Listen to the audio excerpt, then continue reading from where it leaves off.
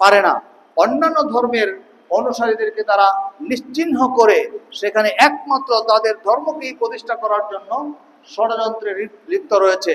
যে দেশের রাষ্ট্র এবং সরকার রাষ্ট্রীয় সন্ত্রাস পরিচালনা করে, যে দেশের রাষ্ট্র এবং সরকার অন্য দেশের উপর আধিপত্য প্রতিষ্ঠা করে, যে দেশের রাষ্ট্র এবং সরকার অন্য দেশকে অবৈধভাবে জবরদখল করে, এর সুস্পষ্ট দৃষ্টান্ত এই উপমহাদেশে রয়েছে। এবং তারই একটি অংশ হচ্ছে আমাদের বাংলাদেশকেও ভারত মাতার রাজ্যে পরিণত করা। আপনারা যদি ভারতীয়দের সেই মানচিত্র দেখেন, যেই মানচিত্রে বলা হয়েছে বাংলাদেশ, পাকিস্তান, ভারত, শ্রীলঙ্কা সহ পুরোটাই হচ্ছে ভারত মাতার রাজ্য, এবং এটা হচ্ছে তাদের ধর্মীয় একটা লক্ষ্য এবং উদ্দেশ্য, যে পুরো ভারতে যদি ভারত মাতার রাজ্য কায়েম না হয়, বাংলাদেশ, পাকিস্তান, শ্রীলঙ্কা সহ সর্বত্র যদি ভারতের আধিপত্যবাদী শাসন প্রতিষ্ঠা না হয়, তাহলে ভারত মাতার যে রাজ্যের স্বপ্ন সেটা বাস্তবায়িত হয় না। আসুন, আমরা কেন আজকে এই ষড়যন্ত্রের মধ্যে হাবুডুবু খাচ্ছি, এবং যার পরিণতিতে আমাদের মায়েরা, আমাদের বোনেরা, তারা নিজেদের জীবন যৌবনকে এই কাফের শক্তির হাতে, এই সমস্ত অশ্লীল এবং জাতীয় শত্রুদের কাছে নিজেদের বিলিয়ান করে দিচ্ছে, বিলিয়ে দিচ্ছে। এই ব্যাপারে সবচেয়ে দুর্ভাগ্যের ব্যাপার হচ্ছে, এই সকল ক্ষেত্রে প্রথমত গত 15 বছরে স্বৈর শাসক তাদেরকে যাবতীয়ভাবে সহযোগিতা করেছে। এই ব্যাপারে কারো যদি কষ্ট লাগে, সেজন্য আমি আন্তরিকভাবে দুঃখিত। এই সকল জাতীয় শত্রু, মানবতার শত্রু, বাংলাদেশের স্বাধীনতার শত্রু, যারা বাংলাদেশের মানচিত্রকে পৃথিবীর ইতিহাস থেকে নিশ্চিহ্ন করতে চায়, মানচিত্রকে যারা ঝুটির মতো চিবিয়ে খেতে চায়, তাদেরকে সার্বিকভাবে, প্রশাসনিকভাবে, অর্থনৈতিকভাবে এবং ক্ষমতার বিভিন্ন গুরুত্বপূর্ণ পয়েন্টে বসানো হয়েছে। কারণ তারা মনে করে এরাই হচ্ছে আমাদের রক্ষক, এরাই হচ্ছে আমাদের হেফাজতকারী। এই আশাই মূলত এই বিদেশি শক্তিকে, ইসলাম বিরোধী শক্তিকে, স্বাধীনতা সার্বভৌমত্বের ক্ষুণ্ণকারী শক্তিকে বিভিন্নভাবে পদায়ন করা হয়েছে। আর এর মধ্যে আমাদের দেশেরই মুসলমানরাই মুসলমানদের বড় শত্রু। আমাদের মুসলিম ভাইয়েরা যারা মুনাফিকের ভূমিকা অবতীর্ণ হয়েছে, মূলত তারাই তাদেরকে এই পর্যায়ে উন্নীত করেছে। তার নাম আব্দুর রহমান, আব্দুর রহিম, কিন্তু তারা প্রতিনিয়ত তাদের পক্ষে কাজ করেছে এবং তাদেরকে এখনো পর্যন্ত হেফাজত করার জন্য, তাদেরকে রাষ্ট্র স্পেস দেওয়ার জন্য যত প্রকারের অপচেষ্টা আছে, সবকিছু তারা ব্যাপৃত আছে। এরপরেও ধর্মীয় একটা গুরুত্বপূর্ণ কারণ রয়েছে। আমরা আসুন কোরআন থেকে সে বিষয়গুলি জানার চেষ্টা করি। মনে রাখবেন, ইসলাম আপনাকে যে সব বিধান দিয়েছে, ইসলাম আপনাকে যে সকল নির্দেশনা দিয়েছে, এটা সামগ্রিকভাবে আপনার ইহকাল পরকালের জন্য মহা কল্যাণকর। আপনি মানেন বা না মানেন, আপনি সেটাকে গ্রহণ করুন বা না করুন, আপনি যদি ইসলামের বিধানটা গ্রহণ করেন, আপনি ব্যক্তিগতভাবে প্রশান্তি পাবেন, পারিবারিকভাবে শান্তিময় পরিবেশ বজায় থাকবে, সমাজের মধ্যে একটি সুন্দর সমাজ প্রতিষ্ঠা হবে, রাষ্ট্র হবে অসাধারণ, সহিষ্ণু, সৌন্দর্যমণ্ডিত এবং শান্তিময় রাষ্ট্র। যখন ইসলামের একটা বিধানকে আপনি অমান্য করবেন, একটা বিধানকে আপনি অগ্রাহ্য করবেন, অবজ্ঞা করবেন, সেখানে ইসলামী একটা বিধান আপনার কাছে আসবে। স্বাভাবিক, একটা কমন সেন্সের ম্যাটার। আপনারা মনে করেন, আমরা গ্লাসের ভেতরে যদি দুধ রাখি, তাহলে সেটা দুধ পূর্ণ, দুধ খেয়ে ফেললেন, তাহলে কি গ্লাসটা খালি হয়ে গেল? এটা কি খালি? সায়েন্স কি বলে, এটা কি খালি? না। আপনার গ্লাসে কিছু নাই মানে হচ্ছে গ্লাসটা বাতাস দিয়ে পরিপূর্ণ। গ্লাসের ভেতরে কি আছে? বাতাস আছে। আপনি কোনো বস্তু রেখেছেন তো আছে, বস্তু থেকে খালি করেছেন, তার মানে ওটা খালি নয়, ওখানে অন্য কিছু জায়গা নিয়েছে। আল্লাহ নবী সাল্লাল্লাহু আলাইহি ওয়াসাল্লাম বলেছেন, যখন তোমরা দ্বীনকে গ্রহণ করবে, সেখানে অন্য বদ্দীন আসতে পারবে না। যখন তোমরা সুন্নাহকে পরিত্যাগ করবে, সুন্নাহর পরিবর্তে ওই জায়গা দখল করবে একটা বিদআত, একটা খুরাফাত। আপনি সুন্নাহ মানবেন না, সুন্নাহর বিপরীত আরেকটা সুন্নাহ আসবে, সেটা সুন্নাহর শয়তান। আপনি রাসূলের সুন্নাত যখন মানবেন না, তখন সেই জায়গাটা দখল করবে শয়তানের সুন্নাহ, সেই জায়গাটা দখল করবে ইহুদিবাদের সুন্নাহ, সেই জায়গা দখল করবে খ্রিস্টবাদের সুন্নাহ, সেই জায়গা দখল করবে পৌত্তলিকতার সুন্নাহ। একটা না একটা নীতি আপনার কাছে আসবেই আসবে। ইসলাম আপনাকে বলেছে যে আপনি কি করবেন? পর্দার বিধান মেনে চলবেন। আহা মুসলমান, দুর্ভাগ্য আমাদের জন্য, আমরা আহলুল হাদিস, অথচ পর্দাটা আজকে টোটাল বাংলাদেশে একটা ফোর্থ সাবজেক্টের পরে যদি কোনো বিষয় থাকে, সেটা হয়ে গেছে। পর্দা এখন মানুষের কাছে অগ্রাহ্য, অগ্রহণযোগ্য, আনকালচার্ড এবং ভদ্রতার খেলাফ একটা বিধান, যা আমরা গত 15-20 বছরে দেখেছি। এখনো পর্যন্ত আপনি লক্ষ্য করেন, বিভিন্ন কলেজে, বিভিন্ন ইউনিভার্সিটিতে শুধুমাত্র পর্দা করার অপরাধে আমাদের বোনদের ছাত্রত্ব হরণ করা হয়। এটা বাংলাদেশ, এটা 95% মুসলমানের দেশ, এরপরেও মুসলমানরা চুপ করে বসে থাকে। কিসের মুসলমান? কিসের মুসলমান? ঈমান কোথায়? ঈমানের যদি ন্যূনতম একটা পরমাণু থাকে, কোন মুসলমান আল্লাহর কোন বিধানকে চ্যালেঞ্জ করার পরে চুপ করে বসে থাকতে পারে না। আপনারা লক্ষ্য করবেন অতি সম্প্রতি এই ইন্টারিম সরকার, আমি এটাকে বলি ধ্বজভঙ্গ সরকার, আমি এটাকে বলি ভারতীয় সরকার, আমি এটাকে বলি এনজিও সরকার, আমি এটাকে বলি লিপস্টিক মার্কা সরকার। এই সরকারের কাছে মুসলমানদের কোনো গুরুত্ব নাই, ইসলামের কোনো গুরুত্ব নাই। এই সরকারের কাছে তাদের নিজস্ব স্বার্থ এবং আন্তর্জাতিক সম্প্রদায়ের ইচ্ছা আকাঙ্ক্ষাই হচ্ছে একমাত্র ইচ্ছা, বিশেষত ভারতীয়দের ইচ্ছা। কারণ এই সরকারের যারা বিভিন্ন উপদেষ্টা, বিভিন্ন পর্যায়ের মন্ত্রিত্ব পেয়েছে, অধিকাংশই হচ্ছে ইসলামের শত্রু, অধিকাংশই হচ্ছে মানবতার শত্রু, অধিকাংশই হচ্ছে ইসলামকে তারা শত্রু জ্ঞান করে এবং ইসলামের বিরুদ্ধে তাদের সারা জীবন পরিচালনা করেছে। আপনি কখনো একটা কাফেরকে দিয়ে ইসলামের উপকার করতে পারবেন না, আপনি একটা ইবলিসকে দিয়ে ইসলামের উপকার করতে পারবেন না। এখানে যারা বসেছে মন্ত্রণালয় পরিচালনা করতেছে, এদের অধিকাংশই হচ্ছে এক একটা বেলাল্লাহ বেহায়াপনা ইসলামের শত্রু। এরা যে শিক্ষায় শিক্ষিত হয়েছে, সেই শিক্ষা তাদেরকে ইসলামের শত্রু বানিয়েছে, সেই শিক্ষা তাদেরকে মানবতার শত্রু বানিয়েছে, সেই শিক্ষা তাদেরকে বাংলাদেশের শত্রু বানিয়েছে, সেই শিক্ষা তাদেরকে বিদেশিদের চর বানিয়েছে। তারা প্রত্যেকেই বিদেশিদের চর, দুই একজন বাদ দিয়ে। এদের কাছ থেকে আপনি ভালো কিছু আশা করতে পারেন না। এই কারণে আপনারা জানেন 24-এর স্বাধীনতার পরই এই ইসকনের বিরুদ্ধে বক্তব্য এসেছিল। জনগণ বলেছিল ইসকনকে সন্ত্রাসী সংগঠন হিসেবে বাংলাদেশ থেকে নিষিদ্ধ করা হোক। তারা কোনো কর্ণপাত করেনি, তারা তাদের ব্যাপারে কোনো পদক্ষেপ নেয়নি, তাদের বিরুদ্ধে কোনো তদন্তও করেনি। দুর্ভাগ্য এই ইন্টারিম সরকার একদল বিশাল সংখ্যক প্রায় 2000-এর উপরে তরুণ যুবক ইমানদার মুসলমানদের রক্তের উপর দাঁড়িয়ে এরা ক্ষমতা এসেছে, অথচ সেই রক্তের সাথে তারা বেইমানি করেছে। তারা গাদ্দার, তারা ঘোষিনী বেগম, তারা হচ্ছে আপনার ভূমিচাঁদ রায় দুর্লভের উত্তরসূরি। তা না হলে পরে এই সকল মুসলিম তরুণদের রক্তের সাথে বেইমানি করতে পারত না। আপনি আমাদের সমাজে আজকে পর্দা যে ফরজ, অনেকের কাছে এটা ফরজই মনে হয় না। বিশেষ করে যারা শিক্ষিত সমাজ, আমাদের দেশে মিডল ক্লাস শিক্ষিত আর হচ্ছে হাই ক্লাস, এই দুই শ্রেণীর কাছেই পর্দার বিধানটা হচ্ছে আধুনিকতার খেলাফ।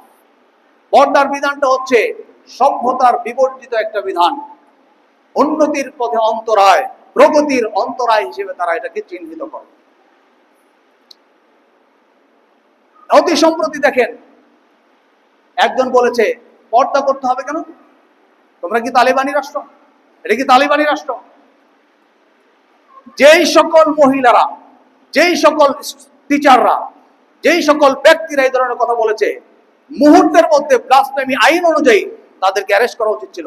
এবং আল্লাহর বিধানকে চ্যালেঞ্জ করার কারণে, আল্লাহর বিধানকে অবমাননা করার কারণে, কোরআনের আয়াতকে অবজ্ঞা করার কারণে এদেরকে ফাঁসির কাস্টে ঝুলিয়ে যদি মৃত্যুদণ্ড কার্যকর করা হতো, একমাত্র এটাই ছিল তাদের বিচার, তাহলে বাংলাদেশে এই সকল কুলাঙ্গারেরা এত আস্ফালন দেখাতে পারত না। দুর্ভাগ্য এই জাতির, এই জাতির শাসন ক্ষমতায় যারা আসছে অধিকাংশ হচ্ছে কাপুরুষ আর ভারতীয় বিদেশিদের দালাল। যদি বিদেশিদের দালাল না হতো, এই সকল ইসলাম বিরোধী বক্তব্য যারা দেয়, যারা আল্লাহ নবীকে গালি দেয়, তাদেরকে তারা নিরাপত্তা দেয়, যারা কোরআনকে গালি দেয়, কোরআন পড়ায়, তাদেরকে তারা নিরাপদ জায়গায় আশ্রয় দেয়। আজ পর্যন্ত কোনোদিন দেখেছেন যে কোনো অপ্রকৃতিস্থ ব্যক্তি, মাথা খারাপ, মস্তিষ্ক বিকৃত পাগল বেদ পড়িয়েছে, রামায়ণ পড়িয়েছে, মহাভারত পড়িয়েছে, গ্রন্থ সাহেব পড়িয়েছে, বাইবেল পড়িয়েছে? পড়ায় নাই।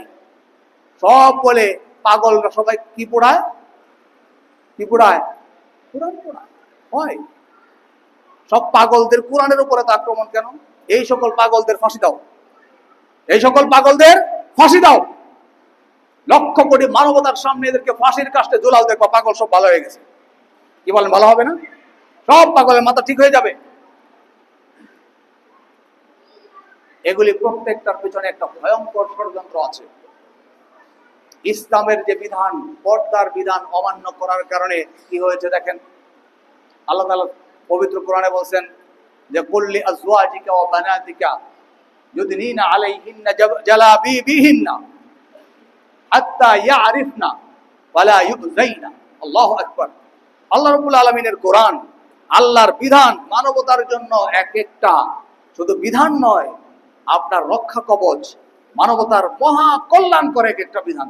আল্লাহ রাব্বুল আলামিন পবিত্র কোরআনে বলেন, হে নবী, আপনি আপনার স্ত্রীদেরকে এবং মুসলিম সম্ভ্রান্ত রমণীদেরকে নির্দেশ দিন তারা যেন তাদের মাথার উপর থেকে একটা চাদর টেনে নিজের বুক এবং শরীরের গুরুত্বপূর্ণ অঙ্গগুলিকে ঢেকে রাখে। ইউদনিনা আলাইহিন্না মিন জালাবিবিহিন্না, তাদের জিলবাবকে উপর থেকে লম্বা করে শরীরের গুরুত্বপূর্ণ অঙ্গগুলিকে ঢেকে রাখার জন্য যেন লম্বা করে টেনে নেয়। হাত্তা ইয়ারিফনা, তাহলে তাদেরকে চেনা যাবে যে এরা ইমানদার, চেনা যাবে যারা সম্ভ্রান্ত, চেনা যাবে যারা ভদ্র, চেনা যাবে যারা ইমানদার রমণী। ফালা ইউযাইনা, তাহলে তাদেরকে কেউ ইফটিজিং করবে না, তাদেরকে কেউ কষ্ট দেবে না, তাদের দেখে কেউ শীষ দেবে না, তাদের পিছনে কেউ লেলিয়ে পড়বে না। বলেন, আজকে আমরা সংবাদ পাচ্ছি যে এই ইসকনিরা এবং ভারতীয় গোয়েন্দা সংস্থার বিভিন্ন প্রকারের, বিশেষ করে ইসকন সন্ত্রাসীরা আমাদের মা বোনদেরকে টার্গেট করেছে এবং অসংখ্য অগণিত মা বোনদেরকে তারা ধরে নিয়ে ধর্ষণ করতেছে। অনেককে প্রেমের ফাঁদে ফেলে তার সাথে অবৈধ সম্পর্ক করতেছে, অবৈধ সন্তান জন্ম দিচ্ছে। আর আমরা মুসলমানের বাচ্চারা এগুলি দেখে দেখে আঙ্গুল চুষতেছে আর মনে করতেছে আরে কি করতেছে। এগুলি তো মুসলমানিত্ব নাই, পুরুষত্বও নাই। মুসলমানিত্ব বহু আগেই গেছে, পুরুষত্বও গেছে। যেই কারণে এত বড় ঘটনা ঘটার পরেও একজন পুরুষের সবচেয়ে আঘাতের জায়গা হচ্ছে তার কন্যা, তার স্ত্রী। আপনারা জানেন সাহাবায়ে কেরামগণ তাদের স্ত্রীদের নাম কারো কাছে বলতেন না। কি বুঝলেন? স্ত্রীদের নাম পর্যন্ত কারো কাছে বলতেন না। একজন সাহাবীকে আরেকজন সাহাবী তার স্ত্রীর নাম শুধু বলছিল, তাকে ধরে মার শুরু করছে। হাযিহি গায়রাত, এটা হচ্ছে আত্মসম্ভ্রম। আপনার স্ত্রীর নামটা আপনার পর্দার ব্যাপার। স্ত্রীর নাম দিয়ে আবার ওই রাস্তাঘাটে ঘুরে বেড়ানো, তার নামে ভোট চাওয়া। স্ত্রীদেরকে এভাবে সম্মান সম্ভ্রম রক্ষা করা হতো এবং একজন প্রকৃত পুরুষ তার স্ত্রীর সম্মান রক্ষার্থে, তার মেয়ের সম্মান রক্ষার্থে জীবন দিয়ে দেবে, বুকের তাজা রক্ত ঢেলে দেবে, কিন্তু তারপরেও তার অসম্মান হতে দেবে না। আমাদের দেশে এখনো আছে এরকম পুরুষ। আলহামদুলিল্লাহ, আমি মনে করি আপনাদের মধ্যে সকলে এই ধরনের পুরুষত্ব তাদের মধ্যে আছে, যে নিজের স্ত্রী এবং মেয়ের, নিজের কন্যা, নিজের বোন, তাদের ইজ্জত এবং সম্মান রক্ষার্থে অকাতরে জীবন দেওয়ার মতো মানসিকতা ইনশাল্লাহ আমাদের আছে। অথচ সেই সকল মা বোনদেরকে এই ভারতীয় কুকুরেরা, রয়ের দালালেরা তাদের কি করতেছে? ধর্ষণ করতেছে এবং প্রেমের ফাঁদে ফেলে তাদেরকে অনেককে নিয়ে, আপনি জেনে অবাক হবেন, গত 15 বছরে 3 লক্ষাধিক মেয়েকে বাংলাদেশ থেকে নিয়ে ভারতে বিক্রি করে দেওয়া হয়েছে পতিতালয়ে। সম্প্রতি একজন মহিলা অ্যারেস্ট হয়েছে ভারতের, যে বাংলাদেশ থেকে সে নিজেই 30,000 মহিলাকে ভারতে বিভিন্ন পতিতালয়ে বিক্রি করে দিয়েছে। 3 লক্ষের উপরে মুসলিম নারীকে ভারতে নিয়ে পতিতালয়ে বিক্রি করে দেওয়া হয়েছে। আমরা যদি এখনো সতর্ক না হই, এমন দিন বেশি দূরে নয় যে আপনার আমার বোন কাউকে, মেয়ে কাউকে হয়তো এরকম ভারতীয় এই ইসকনরা প্রেমের ফাঁদে ফেলে ভারতে নিয়ে যাবে, নিয়ে পতিতালয়ে বিক্রি করে দেবে। যাকে পতিতালয়ে বিক্রি করা হবে মৃত্যু পর্যন্ত এই নোংরা জিল্লতির জীবন তাকে অতিবাহিত করতে হবে। দুর্ভাগ্য আমাদের যে বাংলাদেশের মুসলমানরা আসলে দিনের বেলা ঘুমাচ্ছে। তাদের ঈমান এতটাই দুর্বল হয়ে গেছে যে এত ভয়ঙ্কর ঘটনার পরেও মুসলমানরা চুপ করে বসে আছে। আমাকে আপনাকে প্রথমত ইসলামের দিকে ফিরে আসতে হবে। ইসলামের যে পর্দার বিধান, এটাকে আপনি অবলম্বন করতে হবে। ফ্রি মিক্সিং বন্ধ করতে হবে। স্কুল, কলেজ, ইউনিভার্সিটিতে নারী এবং পুরুষ, ছাত্রছাত্রী একত্রে ক্লাস বন্ধ করতে হবে। এই ক্লাসের সুযোগে, এই ফ্রি মিক্সিং এর সুযোগে আমাদের নারীদেরকে ওই ভারতীয় ইসকনিরা এভাবে তাদের কি করতেছে? অন্যায়ভাবে দখল করতেছে এবং তাদেরকে ব্যবহার করছে, তাদেরকে অশ্লীল অবস্থার মধ্যে ফেলে দিয়েছে। এরকম একটা হাইপ আছে আমাদের সোসাইটির মধ্যে সর্বত্র, যে যেহেতু হিন্দু মুসলিম পরস্পর বিয়ে হয় না, অতএব ছেলে বন্ধু একটা মেয়ের, মুসলিম একটা মেয়ে একটা হিন্দুকে ছেলে বন্ধু হিসেবে গ্রহণ করে, মনে করে সে নিরাপদ। এরকম একটা সোশ্যাল আইডিয়া প্রতিষ্ঠা করা হয়েছে। এর মাধ্যমে দেখা যায় যে অনেকেই এই হিন্দু ছেলেদেরকে তাদের বন্ধু হিসেবে গ্রহণ করে এবং তাকে বিভিন্ন স্পেস দেয়। এই স্পেসের সুযোগ দিয়ে তারা এক সময় আর এই সকল লোকরা মিডিয়ায়, সোশ্যাল মিডিয়ায় তারা নারী অধিকার সচেতন হিসেবে নিজেদেরকে প্রতিষ্ঠা করে, জনগণের সামনে তারা বোঝায়, তারা বিভিন্ন স্ট্যাটাস দেয়, স্ট্যাটাসের মাধ্যমে জনসমক্ষে নারীদের কাছে নিজেদেরকে জনপ্রিয়তা হিসেবে তৈরি করে যে আমি খুব নারী অধিকারের ব্যাপারে সচেতন। এ পর্যায়ে নারীরা তাদেরকে, এই সকল লোকদেরকে মেয়েরা সাধারণত ভালোবাসে, পছন্দ করে, আরে নারী সচেতন, নারীদের অধিকারের ব্যাপারে তো খুব সচেতন, আধুনিক সমাজের মানুষ, এই লোক তো খুব ভালো। এবার তার সাথে সম্পর্ক হয়, সম্পর্কের এক পর্যায়ে তাদেরকে দুর্বলতার সুযোগ দিয়ে এহেন কর্মকাণ্ড করা হচ্ছে। আপনি আপনার সন্তানের ব্যাপারে সতর্ক হন।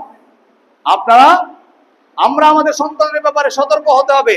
পর্দার ব্যাপারে আপনি যখন পর্দাকে অমান্য করবেন, আল্লাহর বিধানকে আপনি অগ্রাহ্য করবেন, অবজ্ঞা করবেন, আল্লাহর গজব আপনার উপর চলে আসবে অটোমেটিকলি। আমি বলবো হাযিহি গযবুম মিনাল্লাহ, এটা আল্লাহর গজব, এটা মুসলমানদের লজ্জা, এটা মুসলমানদের জন্য অপমান। এই অপমানের জন্য আমরাই দায়ী, কারণ আল্লাহর বিধানকে আমরা অবজ্ঞা করি। কি আহলে হাদিস, কি হানাফি, আমরা কোরআনের বিধানকে অমান্য করি, অবজ্ঞা করি। এটা হচ্ছে 1 নম্বর বিষয়। ইসলামের বিধানকে আপনি অমান্য করবেন, দুনিয়াতে আপনি শাস্তি পাবেন, দুনিয়াতে আপনি অপমানিত হবেন, পরকালের লাঞ্ছনা আপনার জন্য অপেক্ষা করছে, এতে কোনো সন্দেহ নেই। 2 নম্বর যে বিষয়টা আমাদের জন্য, পবিত্র কোরআন ইসলামের প্রাথমিক যুগেই এই ব্যাপারে স্পষ্ট ঘোষণা দিয়েছে। আল্লাহ তাআলা পবিত্র কোরআনের মধ্যে স্পষ্ট করে বলেন, লা ইয়াত্তাখিযুল মুমিনুনাল কাফিরিনা আউলিয়া মিন দুনিল মুমিনিন। কোন মুমিন যেন অপর আরেকজন মুমিনকে ব্যতীত কোন কাফেরকে তার বন্ধু হিসেবে গ্রহণ না করে। কোন মুমিন অপর মুমিনকে ছাড়া কোন কাফেরকে বন্ধু হিসেবে গ্রহণ করা যাবে না। ইল্লা আন তাত্তাকু মিনহুম তুকাতান, তবে তুমি যদি এমন অবস্থানে থাকো, এমন জায়গায় তোমার বসবাস যেখানে অমুসলিমদের শক্তি অনেক বেশি, যেখানে তুমি তাদের সাথে সহাবস্থান যদি না করো, তাদের সাথে সুসম্পর্ক না রাখো, তাহলে তোমার মৃত্যু, হত্যা, ক্ষতি, জানমালের ক্ষতির আশঙ্কা আছে। এছাড়া কোনো অবস্থাতেই অমুসলিমদের সাথে মুসলমানদের বন্ধুত্ব করা জায়েজ নাই।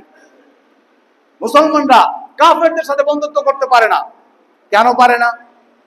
এটা হচ্ছে আল্লাহর ঘোষণা। 1 নম্বর কথা হচ্ছে, আল্লাহ যেটাকে নিষেধ করছেন এটা আমরা জায়েজ করতে পারি না। বিনা কারণে অমুসলিমের সাথে মুসলমান ইমানদার ব্যক্তি একটা কাফেরের সাথে বন্ধুত্ব করবে, এটা তার জন্য জায়েজ নাই। কারণ কি কারণে জায়েজ আছে?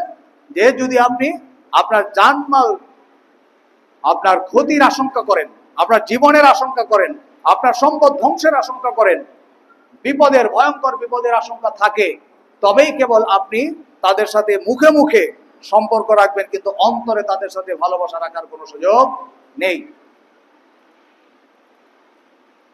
আল্লাহ তাআলা আরো বলেছেন সূরা মুমতাহিনার 1 নম্বর আয়াত, ইয়া আইয়ুহাল্লাযীনা আমানু লা তাত্তাখিযু আদুওয়ি ওয়া আদুওয়াকুম আউলিয়া। আল্লাহ বলেন, হে ঈমানদারগণ, তোমরা গ্রহণ করো না আমাদের শত্রু এবং তোমাদের শত্রুকে তোমাদের বন্ধু হিসেবে। আমার শত্রু আর তোমাদের শত্রুকে তোমাদের বন্ধু হিসেবে গ্রহণ করো না। আল আমরু লিল উজুব, এখানে আমরের সিগা, আল্লাহর সরাসরি নির্দেশ, আল্লাহর সরাসরি অর্ডার যে তোমরা কোনো কাফেরকে, মুসলমানদের আর আল্লাহর শত্রুকে বন্ধু হিসেবে গ্রহণ করো না।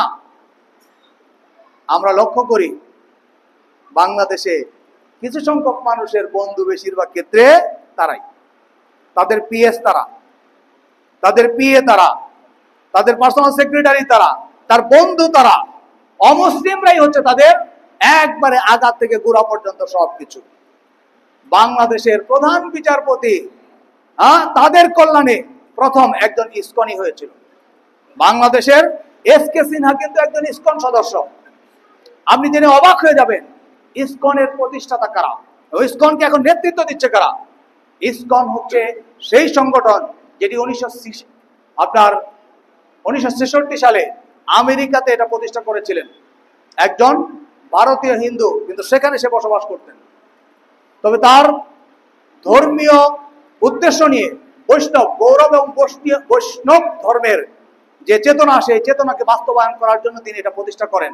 পরবর্তীকালে এই ধর্মটা মূলত হিন্দুদেরকে হলোকাস্টের মতো করে, হলোকাস্টের ইতিহাস আপনারা অবশ্যই জেনে থাকবেন, ইহুদিরা জার্মানিতে ব্যাপকভাবে হত্যার শিকার হয়েছিল হিটলারের মাধ্যমে। হিটলারকে যে ব্যাপারে বলা হয় যে হিটলার তাদেরকে গ্যাস চেম্বারের ভিতরে ঢুকিয়ে 60 লক্ষ ইহুদিকে হত্যা করেছিল, তবে কথাটা সর্বৈব মিথ্যা। কিছু সংখ্যক ইহুদিকে তিনি হত্যা করেছিলেন, তবে যা হত্যা করছিল এর জন্য হিটলারকে 1 কোটি বার সেলুট দিতে হবে। হিটলার এই সকল ইহুদিদেরকে হত্যা করার পর একটা বক্তব্যের মধ্যে বলেছিল, হে পৃথিবীবাসী, জেনে রেখো, আমি অধিকাংশ ইহুদিকে, পৃথিবীর সব ইহুদিকে ধরে ধরে মেরে ফেলতে পারতাম, তবে সবাইকে মারি নাই, অনেককে মেরেছি, তবে কিছু সংখ্যক ইহুদিকে আমি বাঁচিয়ে রেখেছি। যে তারা কেমন, তাদেরকে মারাটা কি দরকার ছিল নাকি না দরকার ছিল, সেটা এই সকল ইহুদিদেরকে দিয়েই তোমরা বুঝতে পারবা। আজকে পৃথিবীর মানুষ কিন্তু বুঝতে পারতেছে ইহুদি কি জিনিস। এই ইহুদিরা তাদের প্রচার যন্ত্রকে ব্যবহার করে, ইহুদিরা পৃথিবীর আপনার 1%-এরও কম সংখ্যক জনসংখ্যা, অথচ সারা পৃথিবীতে যত আপনার মিডিয়া রয়েছে, এই মিডিয়ার 35% নেতৃত্ব দেয় হচ্ছে ইহুদিরা। পৃথিবীর মিডিয়ার টাইকুন বলা হচ্ছে ইহুদিদেরকে। মিডিয়া সন্ত্রাসের মাধ্যমে, তথ্য সন্ত্রাসের মাধ্যমে পৃথিবীবাসীর কাছে তারা এই তথ্য, বিকৃত তথ্য বিক্রি করে তারা আজকে আমাদের ফিলিস্তিন রাষ্ট্রকে দখল করে সেখানে ইসরায়েলি রাষ্ট্রের জারজ রাষ্ট্র প্রতিষ্ঠা করেছে। ঠিক একই পদ্ধতিতে এখন যারা এই ইসকন, এই সন্ত্রাসী সংগঠনকে নেতৃত্ব দিচ্ছে, তারা দুইজনই ইহুদি। এখন বলবেন যে আমরা জানি এটা হিন্দু সংগঠন, না, এই সংগঠনকে এখন নেতৃত্ব দিচ্ছে দুইজন ইহুদি। একজনের নাম হচ্ছে, এবং তারা সুকৌশলে তাদের নাম বিকৃত করে, নাম পরিবর্তন করে। তাদের একজনের নাম হচ্ছে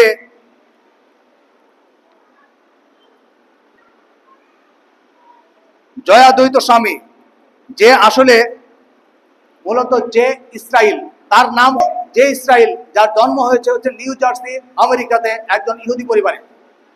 যে ইসরায়েল, তার নামই রাখছে যে ইসরায়েল, কিন্তু সে তার নাম পরিবর্তন করেছে জয়া দ্বৈত স্বামী।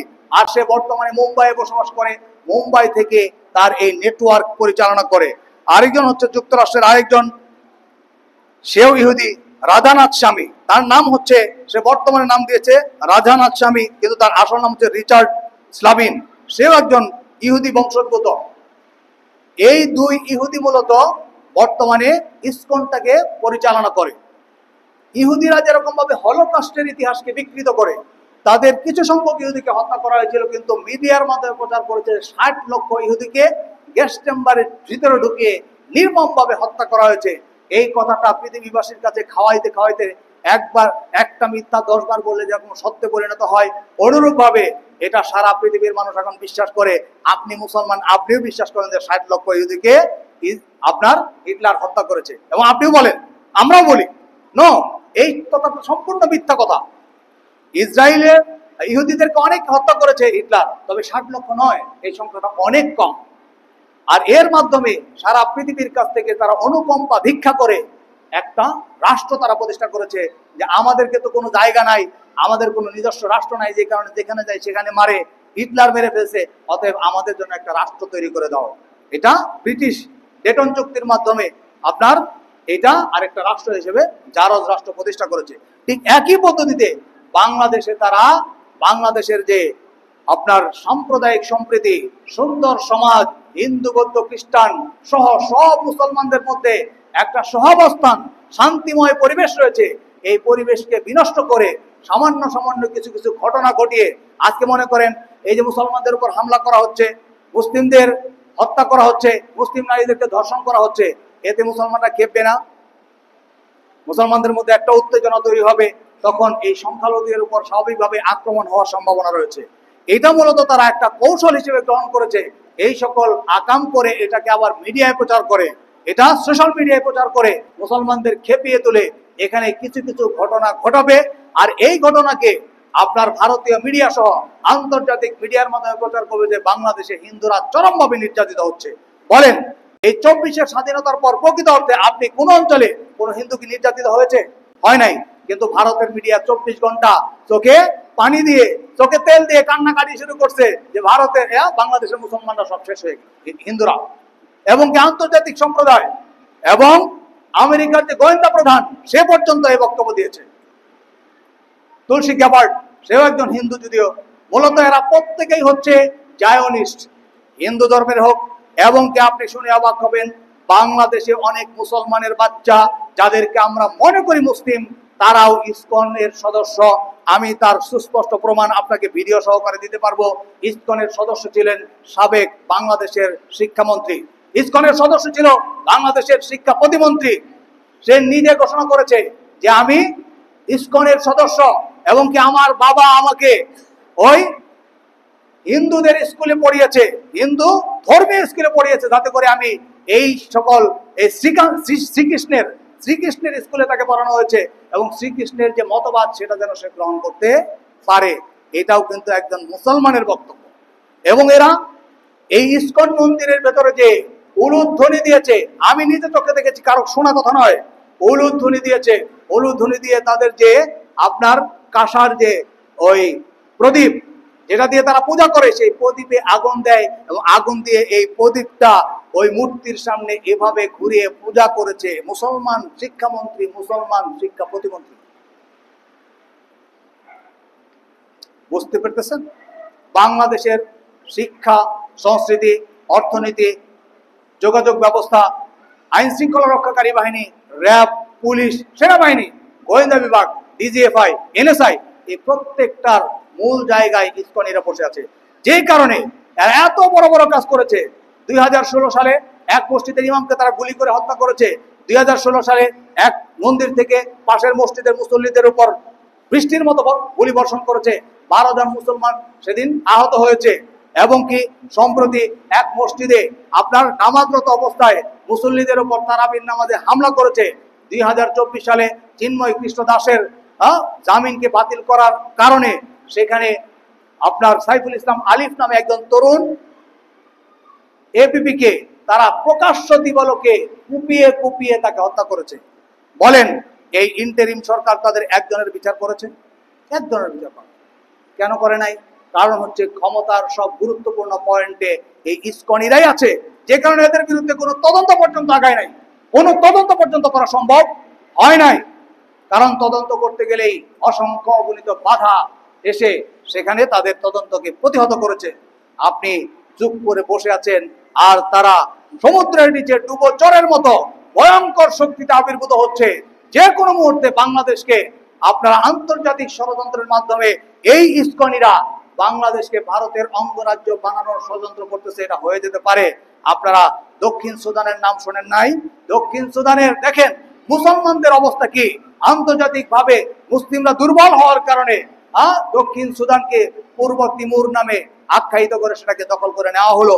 মুসলমানদের একটা বিশাল ভূখণ্ডকে দিনে দুপুরে এক খ্রিস্টান সেখানে আন্দোলন করলো, আর মুহূর্তের মধ্যে সেটাকে কেটে দুই ভাগ করে এক খণ্ডকে আপনার খ্রিস্টান স্বাধীন রাষ্ট্র হিসেবে পূর্ব তিমুর নামে আখ্যায়িত করা হলো। এই হচ্ছে আমাদের অবস্থা। আর ভারত চতুর্দিক থেকে বাংলাদেশকে ঘিরে আছে, আর আমরাও আরামসে ঘুমাইতেছি, আলহামদুলিল্লাহ আমরা খুব ভালো আছি। কখন যে কোন বিপদ আসবে সেটা কল্পনাই করা যাবে না। দুর্ভাগ্য আমাদের জন্য যে এই দেশের দণ্ডমুণ্ডের মালিক যারা, এই দেশের এলিট শ্রেণী যারা, এই দেশের মিডল ক্লাস যারা, উচ্চ শিক্ষিত শ্রেণী যারা, যে শিক্ষা ব্যবস্থা এদেরকে শিক্ষা দেওয়া হয়, এই শিক্ষার কারণে এরা ইসলামের শত্রু, এরা মুসলমানের সন্তান, এরা আব্দুল্লাহ আব্দুল করিম, এরা 5 ওয়াক্ত অনেকে নামাজও পড়ে, তবে মনে রাখবেন এরা ইসলামের শত্রু, এরা ইসলামের শত্রু। এবং এরা বিদেশিদের চর, এদের মাথা বিক্রি করে রয়েছে বিদেশিদের কাছে। আজকে মসজিদ মাদ্রাসার বিরুদ্ধে কথা বলে, পর্দার বিরুদ্ধে কথা বলে, হিজাবের বিরুদ্ধে কথা বলে, এরা অধিকাংশই কিন্তু মুসলমানের সন্তানরাই।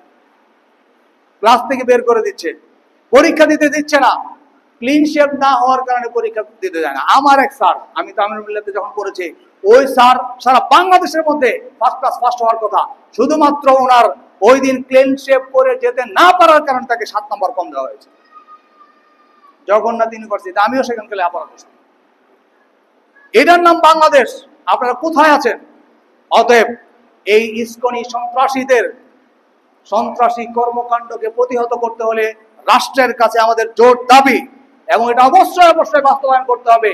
ইসকনকে নিষিদ্ধ ঘোষণা করতে হবে, এবং তাদের সকল সন্ত্রাসী কর্মকাণ্ডের যথাযথ বিচার বিভাগীয় তদন্তের মাধ্যমে এই সন্ত্রাসীদেরকে অ্যারেস্ট করতে হবে, আইনের আওতায় আনতে হবে, এবং যাদেরকে যে সকল জায়গায় পদায়ন করা হয়েছে বিভিন্ন গুরুত্বপূর্ণ পদে, সেখান থেকে তাদেরকে অবশ্যই অবশ্যই সরিয়ে দিতে হবে। তা না হলে দেশের স্বাধীনতা, সার্বভৌমত্ব, দেশের অভ্যন্তরীণ নিরাপত্তা, দেশের অভ্যন্তরীণ স্থিতিশীলতা অবশ্যই অবশ্যই হুমকির মুখে পড়বে। এজন্য এটা আমাদের একান্ত দাবি, যে শুধু দাবি নয়, এটা আমাদের অধিকার। বাংলাদেশ 95% মুসলমানের দেশ। এই দেশে ইসলামের শত্রুরা, মানবতার শত্রুরা, বাংলাদেশের স্বাধীনতার শত্রুরা এই ধরনের কর্মকাণ্ড করে যাবে, আর আমরা আঙ্গুল চুষবো, এটা কখনো হতে পারে না। এই আহ্বান রেখেই আজকের কথা এখানে শেষ করছি। আসসালামু আলাইকুম।